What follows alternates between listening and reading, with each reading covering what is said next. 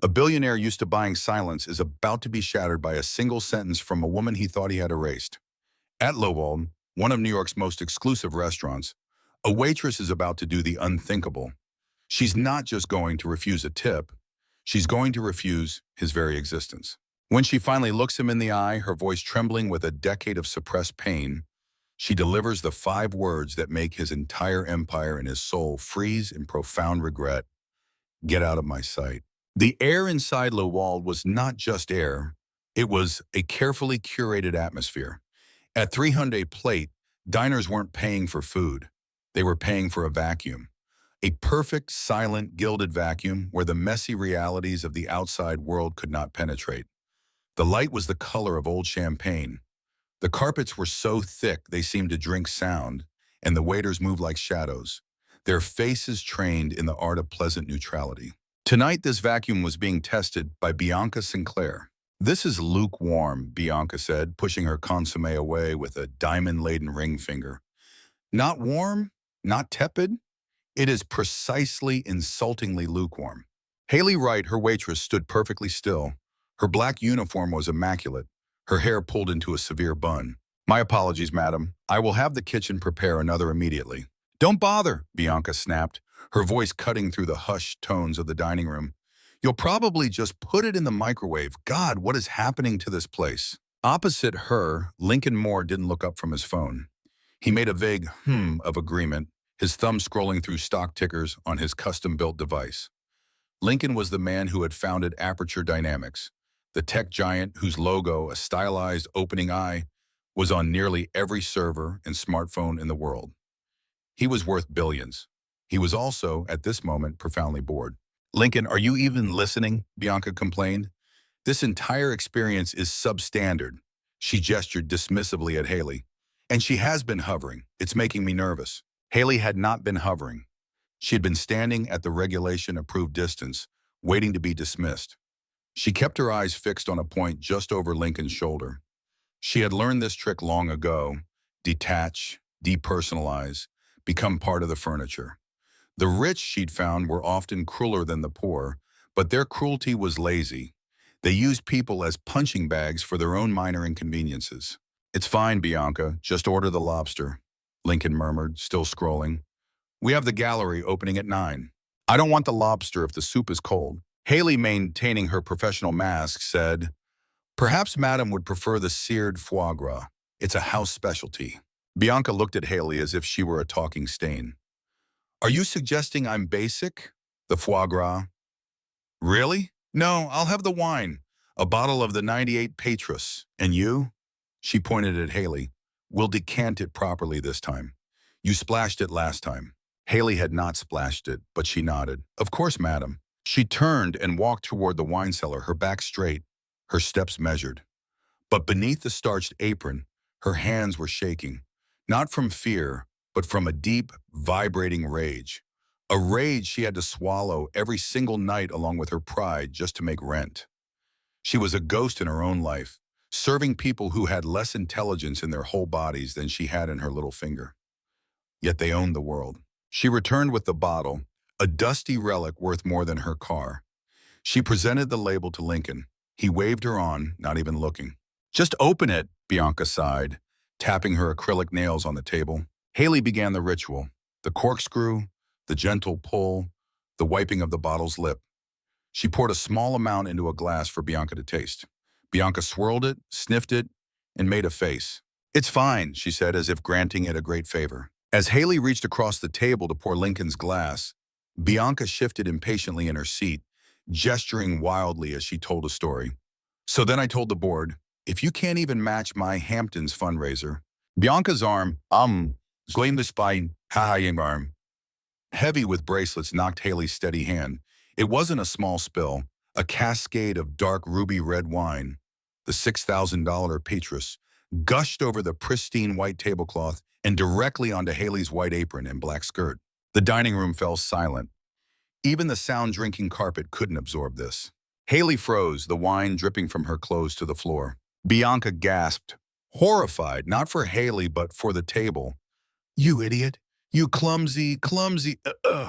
You've ruined the table. You've ruined my evening." Lincoln finally looked up, his eyes sharp with annoyance. The disturbance had broken his concentration. For God's sake, Bianca. She threw it on me, Lincoln. I think she did it on purpose. Madam, I assure you it was an accident, Haley said, her voice trembling. The stain was spreading, the fabric growing cold against her skin. An accident? You're an accident. Bianca stood up. I want you fired. Manager, I want her fired now. Lincoln sighed, the sound of a man deeply inconvenienced. He saw the scene. The crying woman, Bianca, the terrified waitress, Haley, the staring patrons. It was messy. It was bad for the brand. He needed to make it go away. He reached into his pocket, bypassing his wallet, and pulled out a thick folded money clip. It was solid platinum. He peeled off several $100 bills, 5, 6, maybe 7, and thrust them at Haley. Here, he said, his voice flat and bored, this should cover the dry cleaning. Just go, clean yourself up, send someone else. My fiancé is upset. He didn't look at her face. He just looked at the stain, an imperfection in his perfect evening. Haley looked at the money in his hand, the same long, elegant fingers, the same signet ring on his pinky. She had been detached. She had been a ghost. But the sound of his voice directed at her, not the bored murmur to Bianca, but that specific commanding tone he used to fix problems, pierced the veil of a decade. Her breath hitched. The air left her lungs. She slowly, very slowly, lifted her head. She didn't look at the money. She looked past it, past the $10,000 suit, and into his eyes. And the world stopped. Lincoln Moore was looking at a clumsy waitress. But the eyes looking back at him were not the eyes of a servant. They were the eyes of a person he had once known better than himself. They were the eyes of a person he had systematically destroyed. His smile, the placating, dismissive smile of a rich man solving a problem, froze on his face. The blood drained from it. His hand, still holding the money, began to tremble. Haley, he whispered. The name was a ghost on his own lips. Bianca stopped her tirade. What did you call her? Do you know this person? Haley's face, which had been pale with shock, slowly contorted. The professional mask didn't just crack. It shattered into a million pieces. The years of humiliation at this job and at every job before it, the years of poverty, the nights spent crying, the dreams he had stolen, all of it rushed to the surface in a single volcanic wave. Her eyes, which he remembered as bright and full of code and laughter, were now hollow and filled with a darkness so profound it terrified him. You, she started, her voice a choked whisper. She took a step back, hitting the dessert cart. Spoons rattled. Haley, Lincoln began, standing up, the chair scraping loudly. Don't, Haley said, her voice gaining strength. Don't you dare say my name. I don't understand what is happening, Bianca shrieked. Haley ignored her. Her entire universe had contracted to the 6 feet of space between her and Lincoln Moore, the man who had built an empire on her soul. 10 years, Haley said, her voice shaking with a cold, pure hatred. 10 years you've been living my life. 10 years I've been this. And you offer me dry cleaning money. Haley, please, Lincoln pleaded, his voice low, desperate. He looked around. People were filming on their phones. This isn't the place. This is the exact place, she hissed. You love an audience, don't you, Lincoln? You love the applause. Well, look at them. They're all watching you, the great Lincoln Moore. She looked at the man who had been her everything, and she felt the final thread of her old love snap. Get out, she whispered. What? Bianca said, aghast. Get out of my sight. Her voice wasn't a yell. It was low, guttural, and absolutely final. It was a command. It was a damnation. The billionaire, the titan of industry, the man who could buy and sell countries visibly recoiled. He didn't see a waitress. He saw the woman whose laptop he had stolen. He saw the partner whose name he had erased from the patents. He saw the ghost he had created. And the regret, a cold, sharp, acidic thing, froze him where he stood. He was exposed. He was a fraud. And she was his judge. Lincoln, don't you let her talk to you like that. Bianca grabbed his arm. Lincoln shook her off, his eyes still locked on Haley's. He couldn't breathe. He saw the truth of his life reflected in her gaze, and it was horrifying. He turned, stumbling over his own chair. He didn't grab his coat. He didn't say a word to Bianca. He just walked. No, he fled out of the restaurant, bursting through the heavy oak doors and into the cold New York night, leaving his stunned fiancée, a $6,000 bottle of wine, and the wreckage of his past behind him. To understand the ice in Lincoln Moore's veins, you have to go back 10 years to Austin, Texas. You have to go to a cramped third-floor apartment that always smelled vaguely of instant noodles and stale coffee. Lincoln Moore was not a billionaire then. He was a business student with a $1,000 suit, a dazzling smile, and an ambition so sharp it was practically carnivorous.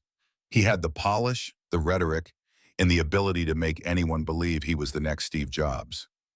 But he was missing one thing: the genius. The genius was Haley Wright. Haley was not a business student. She was a computer science prodigy. She lived in code. While Lincoln read the Wall Street Journal, Haley read white papers on algorithmic efficiency. She was brilliant, disorganized, passionate, and she saw the world in patterns and logic that Lincoln could only pretend to understand. They were, in the parlance of their college, the ultimate power couple. He was the front end, she was the back end. They met at a campus innovators mixer where he'd been pitching a terrible idea for a social media app for pets. Haley had approached him afterward.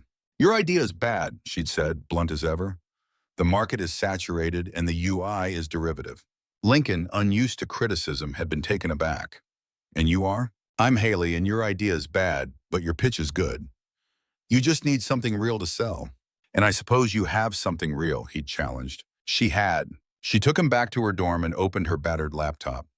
She showed him a single line of code she'd been working on. "The future isn't social," she'd said, her eyes burning with intensity. "It's data. We're creating more of it every second, but we're running out of space to put it. The cloud isn't infinite. The key isn't bigger storage. It's better storage." She had designed, in theory, a new data compression algorithm. Not just something that zipped up files, something that learned. A predictive neural-based compression that could shrink massive data sets, genetic sequences, video archives, server backups to a fraction of their size with zero loss. She called it Project Chrysalis. Lincoln didn't understand the code, but he understood the application. He understood the money.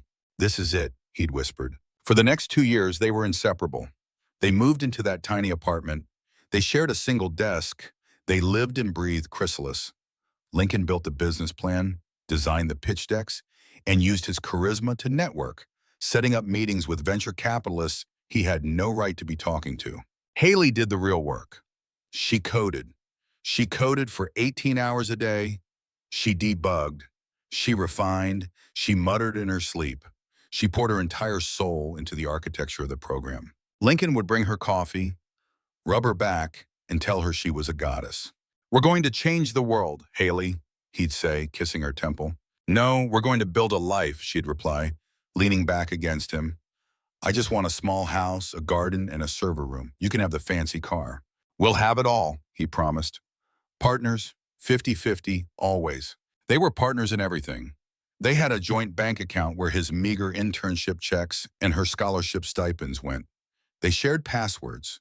They shared dreams. Haley trusted him. She trusted him with her code, with her money, with her heart. He was her other half. The breakthrough came on a rainy Tuesday in October. Haley hadn't slept in 3 days. Lincoln was pacing, frantic, as a big angel investor from Silicon Valley was flying in for a meeting he'd managed to secure. "It's not working, Greg. The final module, it's corrupting the data on re-expansion. It's all for nothing." Haley was sobbing, her head on the keyboard. "You can do this, Lee. I know you can. Look at it again. What are you missing?" She looked. She stared at the thousands of lines of code until her eyes burned. And then she saw it.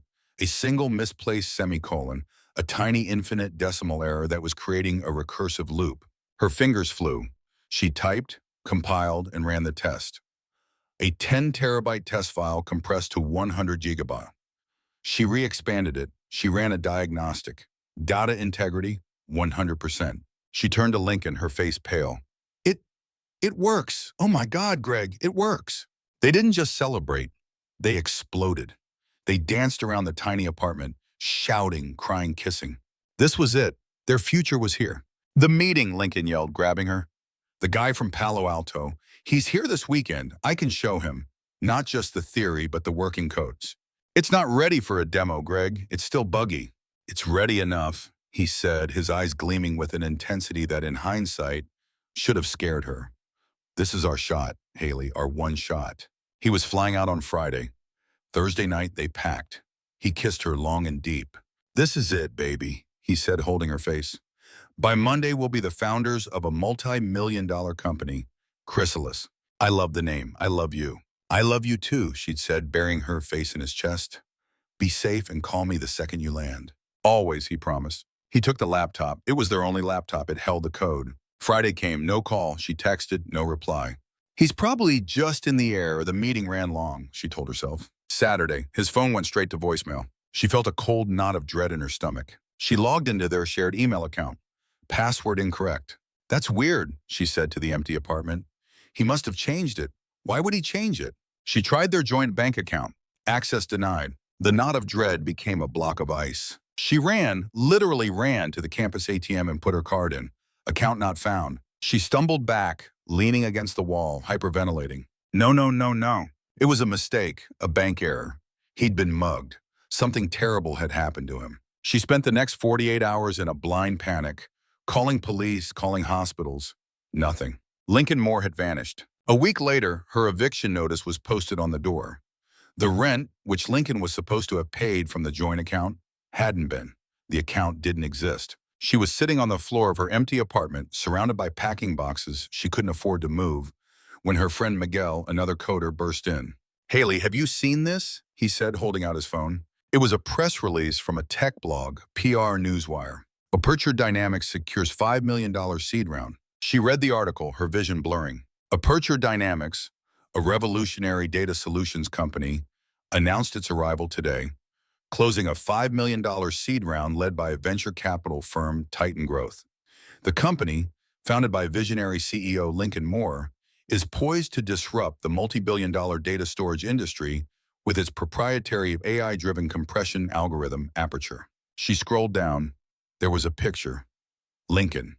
Her Lincoln. He was wearing his $1,000 suit, but it looked new. He was smiling, shaking hands with a man in another, more expensive suit. He was standing in a glass-walled office in Palo Alto. He looked happy. He looked successful. He had taken her code. He had taken their money.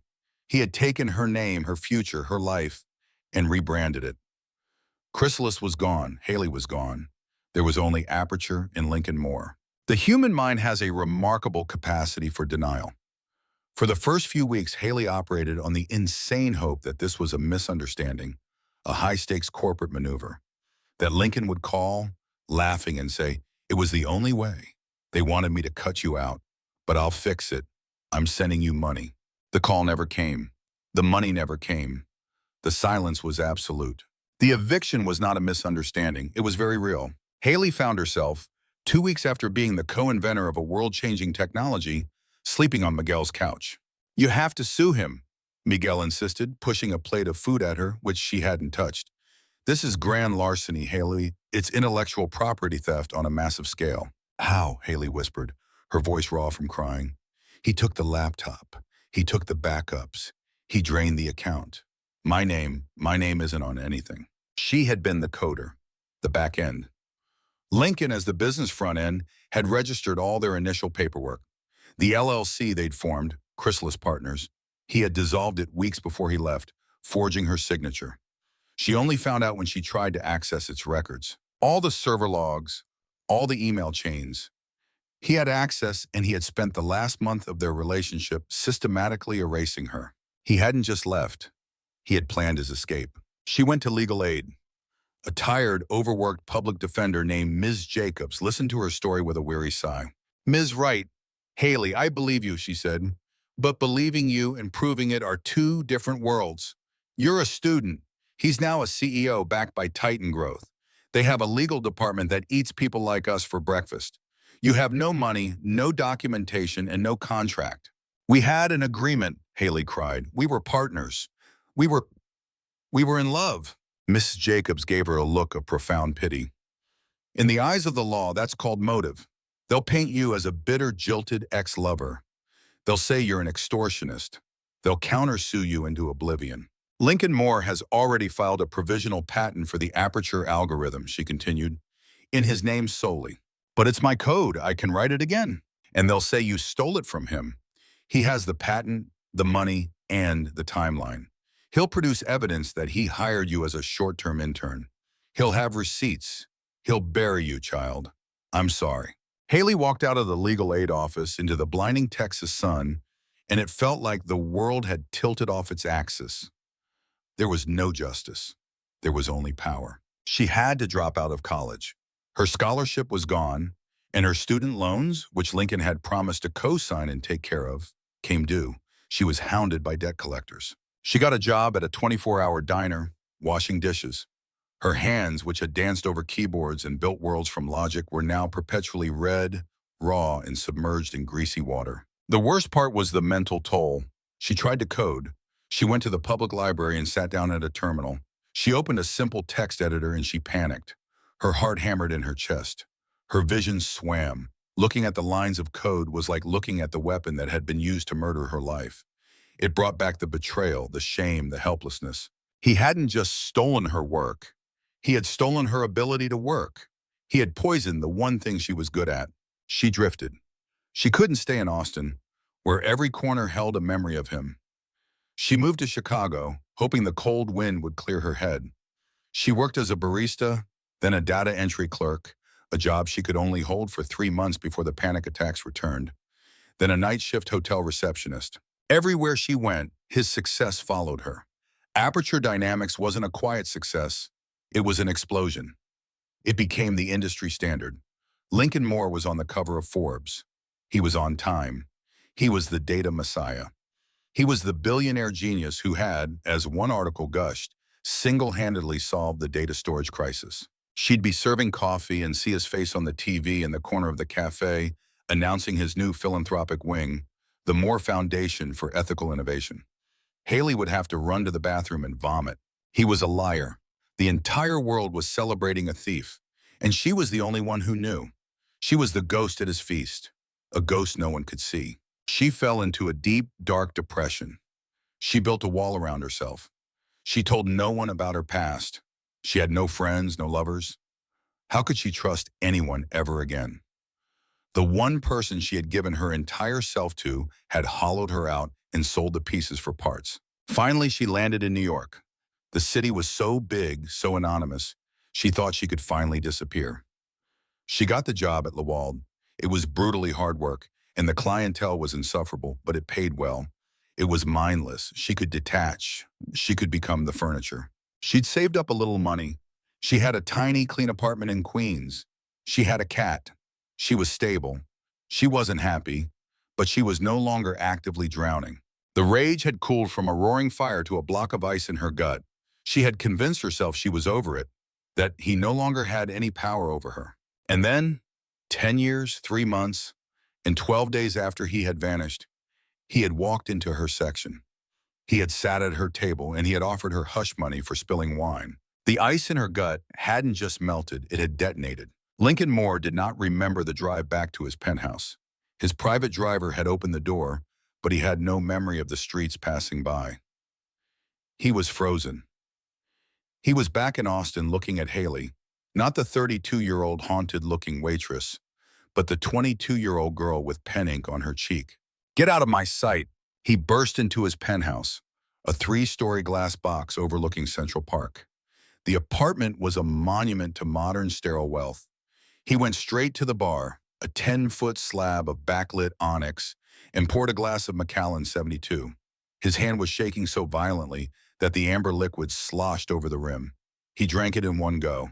It didn't stop the shaking. "Fraud," he whispered to his own reflection in the window. "Liar, thief." He had spent a decade building a fortress around that single originating sin. He had convinced himself, he had forced himself to believe that his success was his own. His rationalizations were a mantra he had repeated for years. Haley was brilliant, but she was small. I did what she was afraid to do. The code was just a starting point. I built the company. That's the real genius. Business is brutal. I saved her from the burden of this success. He had almost believed it. But seeing in the life she was living, The cheap, starched uniform, the dullness in her eyes, the hands that were meant to write code now raw from serving wine. He saw what his protection had done to her. He had told himself she was fine. He had never allowed himself to imagine the truth. He hadn't just stolen her algorithm. He had stolen her entire future. The buzzer rang, a shrill, angry sound. He ignored it. It rang again and again. Then he heard the override code and the private elevator doors hissed open. Bianca Sinclair stormed in, her face a mask of fury. Lincoln Moore, you left me.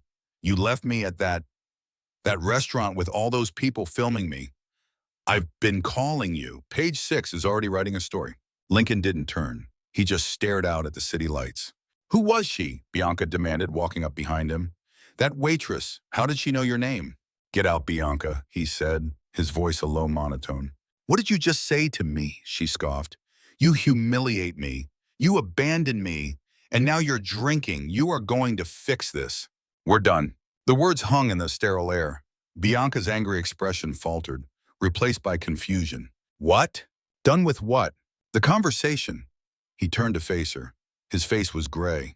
The charismatic, powerful CEO was gone. We are done. This, us, the engagement. It's over. Get your things. Get out. Bianca stared. Then she let out a short, sharp laugh. You're breaking up with me over a waitress? Are you insane? After everything I've done for your public image, I made you palatable, Lincoln. Get out, he roared. The force of it, the sudden roar made Bianca physically stumble backward. He grabbed his glass of scotch and hurled it at the wall. It shattered, raining glass and alcohol over a $2 million Gerhard Richter painting. Bianca screamed. It was all a lie, Bianca, he yelled, his voice cracking. You, this apartment, the galas, all of it. It's fake. Don't you see? I'm a fake. You're drunk, she said, her voice trembling now. I'm not drunk enough, he said, stalking toward the bar. Do you know who that was? That waitress, that piece of trash? He laughed, a terrible, broken sound. That was Haley Wright. That was my partner. That was the woman who wrote the code. The entire Aperture algorithm. It was hers. I stole it. I stole it all. He was rambling, confessing to the one person in the world who could ruin him. But he didn't care. The dam had broken. Bianca's face went from fear to a cold, reptilian calculation. She suddenly understood the power dynamic in the room had just shifted.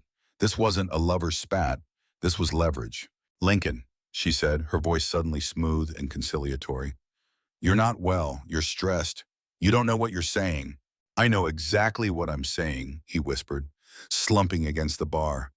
I stole it. I stole her life. And she just looked at me, and she knew. Bianca straightened her designer dress. Well, she said, her voice sharp as ice, we are going to have to fix this. My lawyers will be in touch with your lawyers in the morning. This admission is going to cost you, Lincoln, a lot. She turned and walked to the elevator. And for what it's worth, she said, pausing as the doors opened, you're pathetic. You build an empire, and you let a waitress tear it down. The elevator doors closed, leaving him alone in the silence with the smell of scotch and the shards of glass glittering on the floor. His phone buzzed. It wasn't Bianca. It was his head of legal, Dennis Walsh. The Page 6 article must have dropped. He answered, Greg, what the hell happened at Leewald? The board they're calling me. The stock is going to take a hit. There's a video, Greg. It's everywhere. A waitress tells you to get out and you run. Who is she? Lincoln Moore put his head in his hands. Dennis, he said, his voice thick, we have a problem, a very, very old problem. And you need to find her. Haley didn't sleep. She had expected to be fired before she even clocked out. The manager, a stern Frenchman, had pulled her into his office. But instead of the termination she expected, he had just looked at her, his expression unreadable. Go home, Haley, he had said, not unkindly. Take the rest of the week off, paid. That was the first sign, Lincoln's influence. He was already trying to manage the situation. The thought made her sick. For 2 days, she was a ghost in her own apartment. She didn't answer her phone. She didn't check the internet. She knew her face was probably plastered everywhere. The waitress who humbled a billionaire. She didn't want to see it. That single explosive moment in the restaurant had cost her the one thing she had painstakingly rebuilt. Her anonymity, her quiet, invisible life was over. On the third day, there was a knock on her door. Not a normal knock, a precise, firm 3-rap cadence. She looked through the peephole. A man in a suit that cost more than her apartment's down payment. He was in his 50s with a briefcase and the joyless face of a man who gets paid to solve problems. She opened the door. "Miss Haley Wright?" he asked. His voice was smooth as polished granite. "Who are you?" "My name is Dennis Walsh. I'm general counsel for Aperture Dynamics. May I come in?" He didn't wait for an answer. He simply stepped past her into the small living room. He looked around, his eyes taking in the second-hand furniture with a mild, clinical distaste. "I'm here on behalf of Mr. Moore," Walsh said. "They did the end against the mirror," Walsh setting his briefcase on her coffee table. "He is profoundly sorry for the incident at the restaurant." "The incident?" Haley repeated, her voice dripping with scorn. "Is that what we're calling it? He understands that you have a shared history, a college acquaintance, I believe," and he said, "Get out." Walsh smiled, a thin reptilian gesture. "That seems to be your go-to phrase. But I'm not Mr. Moore. I don't frighten easily, and I'm here to make this go away." He turned the briefcase around. It was full of not cash, but a single thick document and a cashier's check. "Mr. Moore is prepared to offer you a settlement for the distress caused and in recognition of your past friendship. He wants to ensure you're taken care of." He slid the check onto the table. Haley looked at the number. It was for $20 million. Haley stared at it. She felt a wave of vertigo. It was an obscene amount of money. It was a go-away amount of money. It was a shut-up-forever amount of money. It would fix everything, her debt, her tiny apartment, her future. She would never have to serve another lukewarm soup to another Bianca Sinclair for the rest of her life. She could have a house, a garden. She could be free. "All you have to do," Walsh said softly, sliding the document next to the check, "is sign this. It's a standard non-disclosure agreement. It simply states that you will never speak of Mr. Moore, his company, or your past association, publicly or privately, for the rest of your life. It's very comprehensive.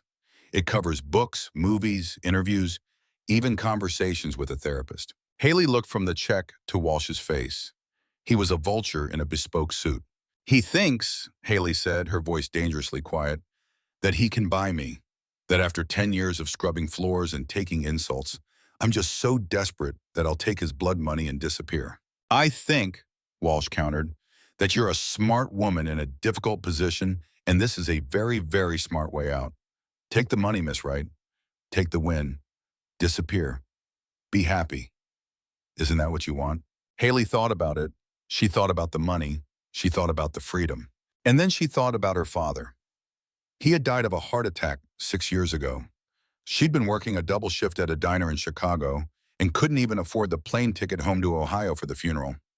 She'd had to say goodbye to him over a borrowed phone, listening to her mother's sobs. Lincoln had stolen that too. She looked at the check, the key to her future. "It's not enough," she said. Walsh's eyebrow rose. "I see, we're negotiating. I'm authorized to go as high as 30, but that's the final offer." "You don't understand," Haley said. She picked up the check. The paper was crisp, heavy. "I don't want his money." And with a single decisive motion, she tore the $20 million check in half. Walsh's professional mask finally broke. His jaw went slack. He was genuinely, utterly shocked. He'd never seen anyone tear up $20 million before. "Are you insane?" he stammered. "No," Haley said, tossing the two pieces onto the table. "I'm furious. You tell Lincoln that this isn't about money. He doesn't get to buy his absolution.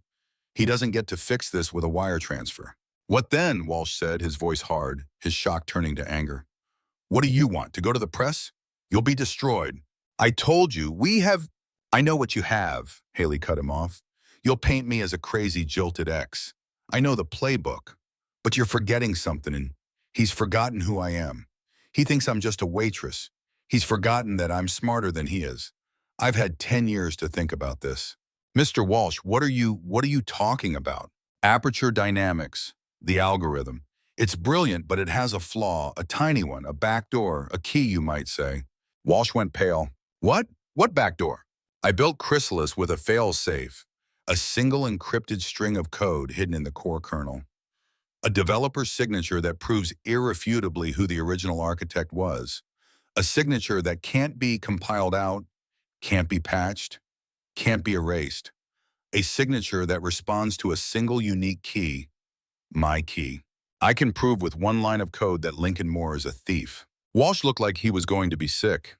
Imagine what happens to your stock price when the New York Times runs a live demo. Imagine the end of Aperture Dynamics. Walsh was stuffing his documents back into his briefcase, his hands shaking.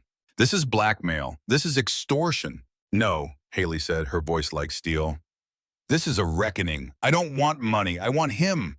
Tell Lincoln to meet me alone. No lawyers, no bodyguards. No. Where? The Daily Grind. It's a coffee shop on 24th in Guadalupe, back in Austin. He knows the one.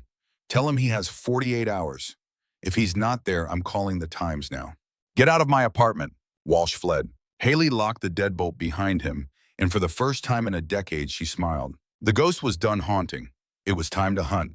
Flying to Austin on his Gulfstream G650, Lincoln Moore felt like a dead man. Dennis Walsh had delivered Haley's message, his face ashen. The words developer signature and failsafe had confirmed Lincoln's deepest, most primal fear. He had always known in the back of his mind that she was capable of it. He had spent millions in the first 2 years of Aperture hiring the best engineers in the world to refine and secure the code, which was really a failed attempt to find and excise any trace of Haley Wright. They never found it. They reported back that the core architecture was unbelievably elegant and perfectly sealed. He'd been wrong to assume she was too trusting. She hadn't been trusting. She had been prescient. His entire empire was sitting on a time bomb, and Haley's hand was on the detonator. He bypassed his corporate motorcade, taking a simple Uber to the university campus. The city was taller, glassier, wealthier, much of it from the tech boom he had helped start. A boom built on her code. The Daily Grind was still there, a relic of a bygone era, sandwiched between a sterile new condo building and a juice bar. The inside smelled the same, burnt coffee and old books. He walked in, the bell on the door tinkled, and there she was.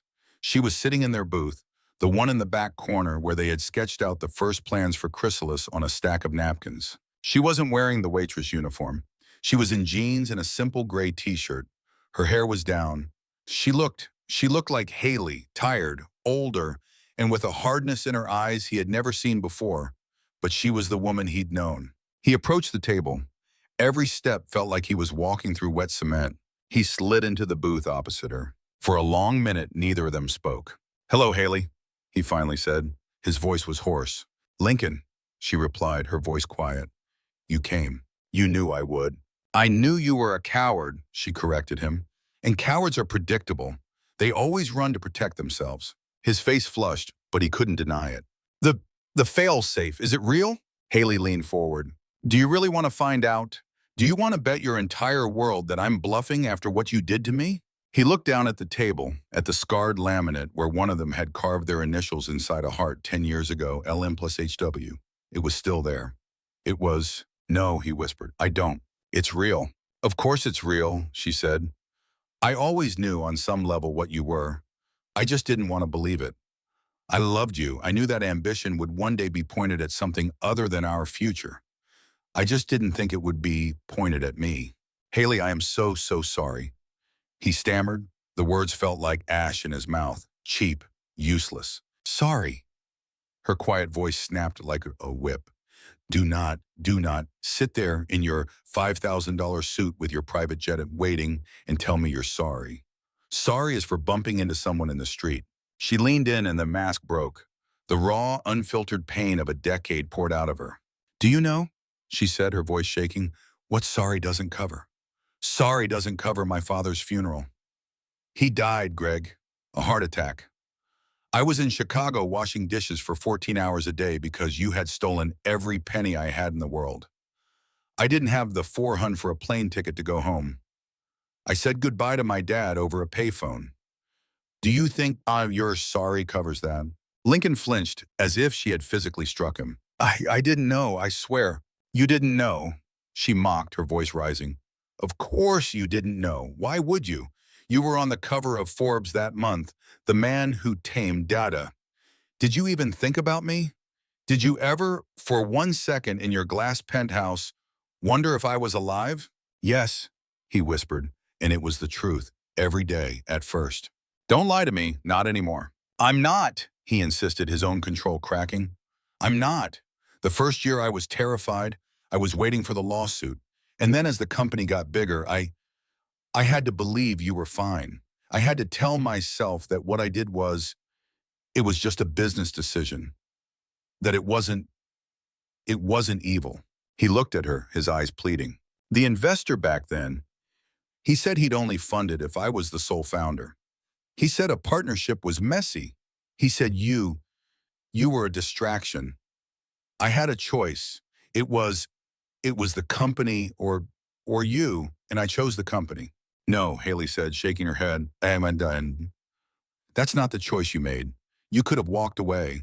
You could have come back to me, and we would have found another investor.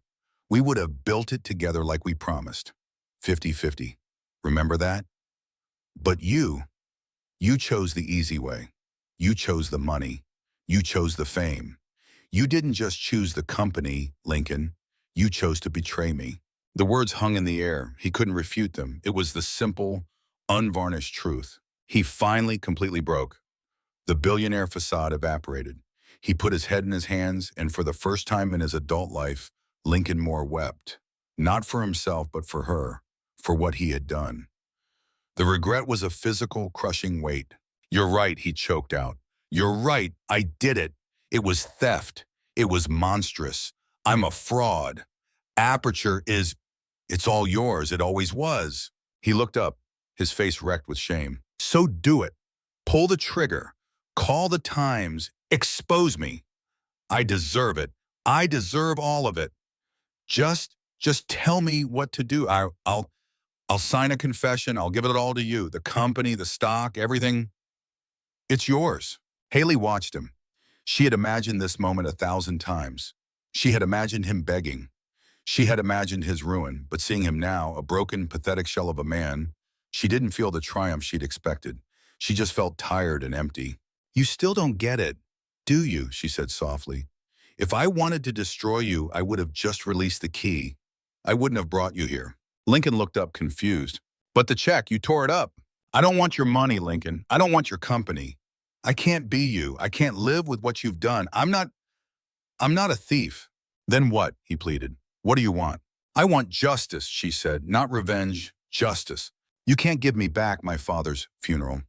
You can't give me back the last 10 years. You can't undo what you did, but you can fix it. You can make it right. How? Haley took a deep breath. The plan she had formulated over 10 years of lonely nights finally came to her lips. It was clean. It was logical. It was, in its own way, as elegant as her code. You're not going to destroy the company, she said. There are 20,000 people who work for Aperture. They don't deserve to lose their jobs because of you. But you are going to lose control. Lincoln listened, stunned, as Haley laid out her terms. It wasn't a negotiation. It was a verdict. First, she stated, her voice firm, you are going to publicly acknowledge me. You will issue a press release stating that Aperture Dynamics was co-founded with me and that I was the chief architect of the original algorithm. You will correct the record. Lincoln paled. Haley, the board, the lawsuits. I don't care about your board, she cut him off. Your PR team will frame it as a moral victory in correcting an early oversight. They'll figure it out. Second, you will establish a new independent entity. It will be called the Wright Foundation. Saying her own name, the one he had erased, made him flinch. The foundation's sole mission, she continued, will be to fund and provide legal protection for female and minority innovators, specifically to fight intellectual property theft. I can fund it, Lincoln said quickly. $1 billion, too. You will not be funding it, Haley said, her eyes pinning him to the seat. You will be seeding it. You are going to transfer immediately and irrevocably 51% of your personal shares in Aperture Dynamics to the foundation. Lincoln's world tilted. 51. Haley, that's my controlling interest. I'll lose the company. It was never your company, she stated, her voice flat and cold. You'll still be a billionaire, Lincoln. You won't starve, but you will no longer have ultimate power. And who will control the foundation, he whispered. Haley gave him a small, cold smile. I will. I will be the chairwoman of the board. The shares will be voted by me. I will control Aperture Dynamics. The justice of it was poetic. He wouldn't be ruined, but he would be neutered. He would have to watch every day as the woman he had betrayed wielded the power he had stolen from her. And if I say no, he whispered, then I walk out of this coffee shop. I call the times and I deploy the failsafe. I will burn your kingdom to the ground. Your choice, ruin or redemption. Ruin? He looked at her, the brilliant, fierce, terrifying woman he had wronged. He let out a breath he felt like he'd been holding for 10 years. Okay, Lincoln Moore said, I'll do it. The next 3 months were a quiet but intense legal battle. Haley, represented by a new legal team, did not budge on a single point. Lincoln, honoring his word, forced the board to accept the new reality. The press release, Aperture CEO Lincoln Moore corrects founding record, honors original architect Haley Wright, sent shockwaves through the tech world. The final scene was not in a coffee shop. It was in a grand ballroom in New York 6 months later at the official launch gala for the Wright Foundation. Haley Wright stood at the podium. She was not in a waitress uniform. She was in a deep blue custom-tailored power suit. She looked like she belonged. For too long, she said, her voice clear and strong, innovation has had one face, the face of the person who gets to the patent office first, the face of the person who can take what isn't theirs. In the back of the room, Lincoln Moore watched her. He was just another face in the crowd. He had stepped down from the board. He was still rich, but he was irrelevant. The Wright Foundation is here to change that, Haley continued. We are here to be a shield and a sword for the brilliant minds who are told their work doesn't matter. We are here to tell them, we see you, we will protect you, and you are not alone. The room erupted in applause. Lincoln watched her. The regret was still there. It would never leave him. It was a cold, permanent resident in his heart. But as he watched Haley, now a beacon of power and hope, he felt something new mixed with it. Not pride, he hadn't earned that. It was justice. He turned before I could see him and slipped out the door, a ghost at his own feast. He had gotten out of her sight just as she'd asked, and in doing so, he had finally given her back the life he had stolen. That was the story of Lincoln Moore and Haley Wright, a story that reminds us that a single sentence spoken with the weight of truth can bring an empire to its knees. Lincoln's entire world, built on a foundation of lies, was frozen by the one person he thought he had silenced forever. But this story's about more than just regret. It's about justice. It's about the fact that no matter how long it takes, the truth has a way of coming to the surface. Haley lost 10 years of her life, but she regained her power, not by destroying the man who wronged her, but by reclaiming what was hers and building a new system to protect others from his fate. Regret is a powerful, freezing cold emotion, but action, the fight for what is right, is the only thing that can ever truly thaw it. What did you think of Haley's ultimate plan? Was it the perfect justice? Or would you have rather seen her take him for every penny? Let us know your thoughts in the comments below. Thank you so much for listening to this story. If you were moved by Haley's journey, please hit that like button. Share this video with someone who needs to hear it. And be sure to subscribe to our channel for more real-life stories of drama, regret, and the long, hard road to justice. We have new stories coming every week, and you don't want to miss what happens next. In the heart-wrenching tale of Haley Wright and Lincoln Moore, we uncover a profound life lesson. True justice isn't born from vengeance, but from reclaiming your power with grace and unyielding resolve. For a decade, Haley endured the shadows of betrayal, her brilliant mind stolen, her dreams shattered, her father's farewell reduced to a distant phone call, while Lincoln built an empire on her stolen foundation. Yet, in that pivotal moment at Lowell, when rage could have consumed her, Haley chose a path illuminated by wisdom. She didn't seek to destroy, she sought to restore balance. By embedding a hidden failsafe in her code, she symbolized the quiet strength we all possess, the foresight to protect our essence even in love's blindness. This story resonates deeply because it mirrors our own battles, the times we've been wronged, silenced, or erased by those we trusted. It teaches us that regret freezes the soul, but action thaws it. Haley's ultimate plan wasn't about stripping Lincoln bare. It was about elevating herself and others through the right foundation, turning personal pain into a shield for the vulnerable. In real life, this reminds us to nurture our inner genius, to document our worth, and to rise not with fury, but with calculated empowerment. Imagine the weight lifted when we stop haunting our past and start hunting our future. Haley's journey proves that time doesn't heal wounds. Intentional justice does. It's an emotional beacon. No matter how deep the betrayal, your truth can topple empires and rebuild worlds. What do you think of Haley's path to justice? Was it the ultimate redemption, or would you have chosen a different reckoning? Share your thoughts in the comments below. We'd love to hear your stories of resilience. If this tale moved you, hit that like button, share it with a friend who's fighting their own battle, and subscribe to our channel for more inspiring, real-life dramas of triumph over adversity. New stories drop every week. Don't miss out.